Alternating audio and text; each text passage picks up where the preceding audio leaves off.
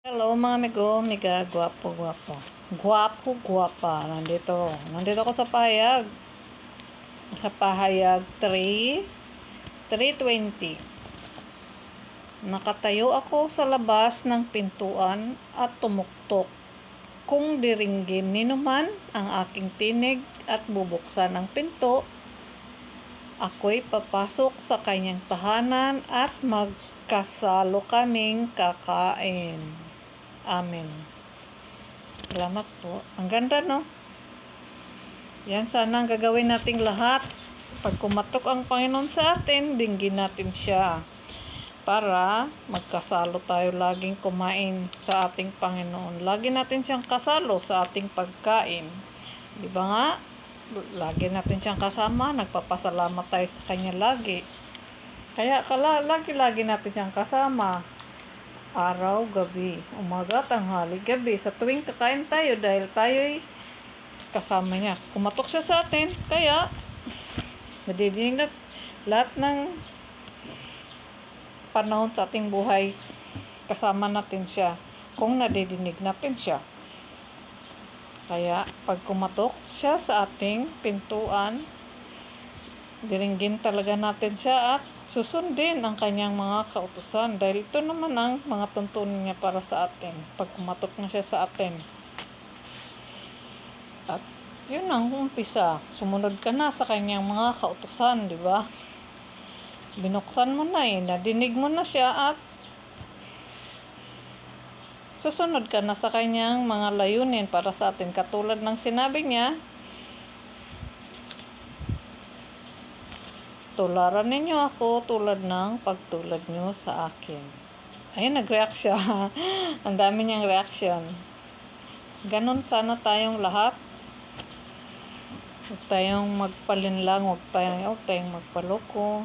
Yan ang magandang pag kumatok na siya sa atin at naririnig natin siya, susundin natin ang lahat ng kanyang mga layunin para sa ating lahat. Dahil yun ang ninanais niya para sa atin. Sundin natin siya tulad ng pagsunod ko sa kanya o pagtulad ng pagsunod mo sa kanya. Ganun tayong lahat sumunod sa kanya dahil yan ang tuntunin niya sa atin kung naunawaan natin, di ba? Ito binigay sa akin ngayon. Dami niyang reaction. Dami niyang reaction dito. Sabi ko, ang ganda nito kung hindi yung katok na literal, katok ng pang-espiritual. Para yung budi natin gumising na sa katotohanan. Di lalayo na tayo sa lahat ng kasamaan.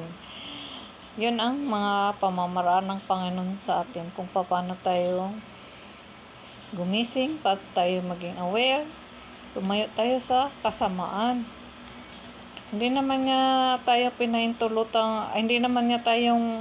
pinahintulutang lumapit ka sa kasamaan. Binigyan niya tayo ng kalayaan. Kaso nga lang, ang pinili natin ay yung kalayaang, alam nyo na, marami kasing panghatak din na kalayaan na malinlak ka sa kasamaan, di ba? Kung ang pagkatok sa ng Panginoon ay tao sa puso kang nakikinig sa Kanya, susundin mo ang Kanyang mga layunin. Tutularan mo talaga siya.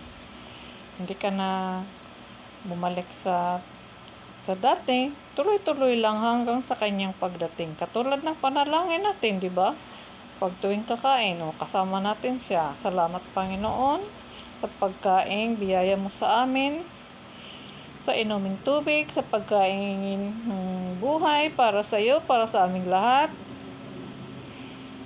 hanggang sa iyong pagdating, di ba? Hanggang sa kanyang pagdating, ganyan ang mga gawain dapat natin araw-araw. Kaya dapat tayong magtitiis. Nandiyan yung pag-uugali ng pagtitimpi, pagtitiis, pagpasensya, self-control. Yan yung mga kaugalian ng Panginoon na gusto niyang tularan natin, maging tapat tayo sa Kanya. Totoo. nananalig tayo at maging matatag ang ating ikwintas natin ang kanyang mga pag-uugali para matularan natin siya. Nag-react sa ikwintas natin. Yan yung mga baluti niya na ibinigay sa atin na hindi tayo basta-basta malinlang, hindi tayo basta-basta matinag sa mga kahit anong mga pagsubok. Kasi yung iba dyan na binigyan ng pagsubok, kaagad, lupay-pay na. Dapat diretso-diretso tayo hanggang sa pagdating niya. Kaya kailangan natin ng pagbabago, maging mabuting tao. Andun na lahat-lahat yung mga bunga ng espiritual. Yun yung mga kaugalian ng Panginoon na gusto niyang tularan natin. Tularan natin siya, di ba? Yan ang mga kaugalian na gusto niya para sa atin. Pag kumatok na siya sa atin, dinggin natin siya at sundin ang mga layunin niya na gusto niya para sa atin. Malaya tayong gumawa kung anong gusto nating susundin. Kaya binigyan niya tayo ng kalayaan. Marami siyang kalayaan binigay sa atin, marami. At nasa sa atin na ang pagsunod kung anong kalayaan ang gusto mo. Ang pagsunod sa maling, ang pagsunod sa tama, ang pagsunod sa kadiliman, ang pagsunod sa kaliwanagan, ang pagsunod sa tuwid, o ang pagsunod sa baluktot, di ba? Marami kasing klase, iba-iba. Lalo na ngayon, nag-evolve na. Sabi nyo nga, nag-evolve na ang bawat henerasyon. Hanggang nag-evolve dahil sa sobra ng kaya hanggang sa dahan-dahan nang nakalimutan at lumayo na tayo sa Panginoon. Kaya pag natok tayo ng Panginoon, hindi natin siya naririnig dahil sobra na nating busy. Malayo na talaga tayo sa kanyang kalooban. Tayo nga ang mismong lumayo sa kanya. Kung kailan tayo hirap na hirap, saka tayo tatawag sa Panginoon. Tapos hindi natin alam, huli na pala yun. Huli na pala yung pagkakataong tinawag niya tayo sa panahong tinawag na niya tayo noon. Tapos huli na pala, wala na tayong chance, di ba? Kaya ngayon pa lang, pag tinawag tayo ng Panginoon, dinggin natin siya. Totoo naman, nakasulat ito. Nakatayo ako sa labas ng pintuan at tumuktok. Kung diringgin ni numan ang aking tinig at bubuksan ang pinto, ako'y papasok sa kanyang tahanan at magkakasalo kaming kakain. Katulad ng pinakita niya sa akin. Pinakitaan niya ako ng isang mesa, tapos merong yung cup, mayroong pagkain, tinapay man yun, kung ano man yun. Pinakita siya, tapos nandun siya nakaupo. Kasalo natin talaga siya sa pagkain araw-araw kung dinidinig natin siya. Totoo naman yung iba kasi, yung iba nga nananalangin talaga, taimtim na nanalangin. Ganon. Kasama natin lagi ang Panginoon sa tuwing kakain tayo.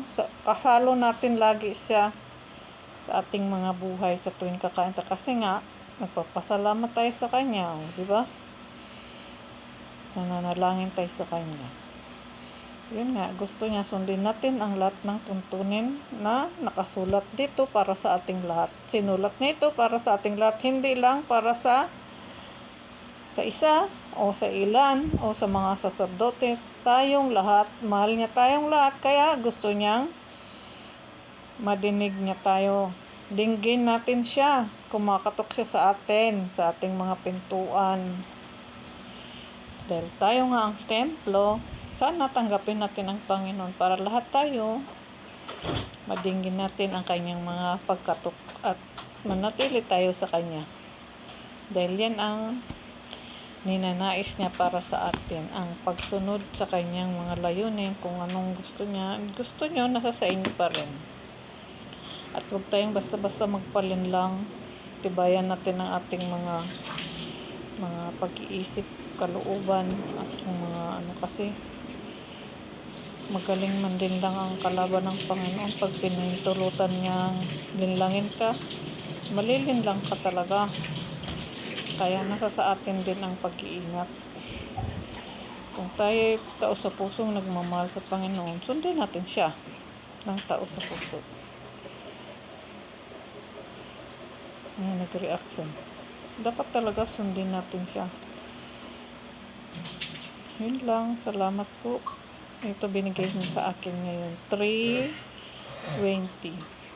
Sa pahayag. 3:20. Ito pa ang isa.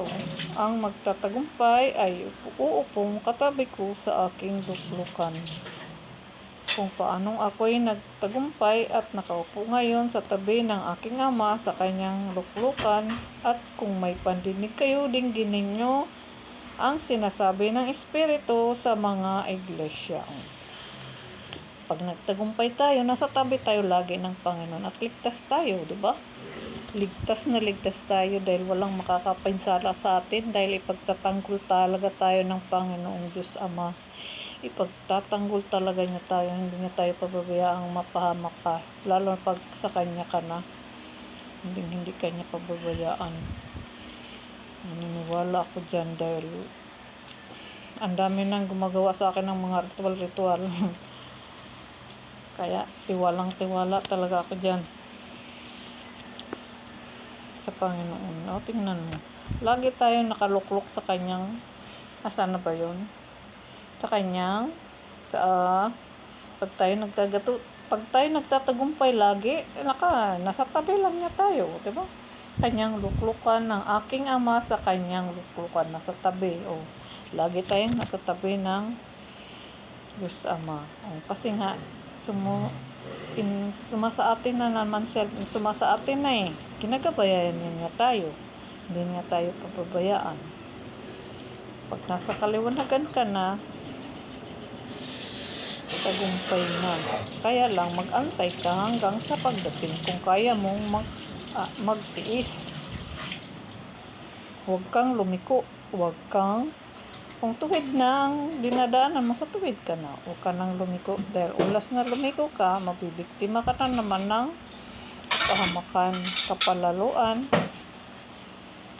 At wala ka nang maaaring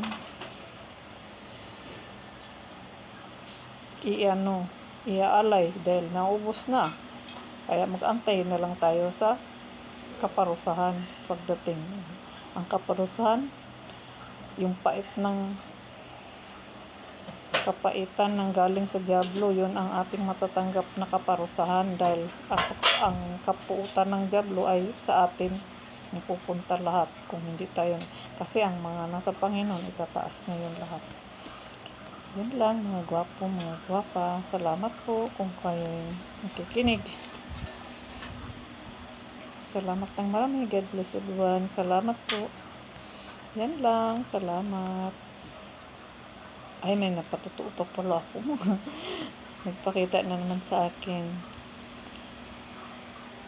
Nasa sa langit, tapos yung Panginoon. Para silang nag-usap-usap doon. Yung hari, sila. Parang mayroon silang discussion. Nag-react yung Holy Spirit ko. May discussion ba kumbaga. Tapos may mga lumabas na mga salita na epiphany, yun yung ko na word na catch up sa dami ba naman. Yun, tapos pinakita niya sa akin doon sila. May discussion sila, nakasuot siya ng puti, yung hari. Nakatayo siya. Yun ang pinakita sa akin kanina lang. Salamat po, yun ang totoo. Kung kayo nakikinig, at kung hindi naman, nasa sa inyo pa rin. Kung kayo maniniwala o hindi, nasa sa inyo pa rin. Salamat muli. Kapayapaan para sa ating lahat, at sumasa atin nawa ang Panginoong Jesucristo lagi sa ating buhay, na magkaroon tayo ng kapayapaan, kaligtasan, bawat isa sa atin. Salamat po. God bless.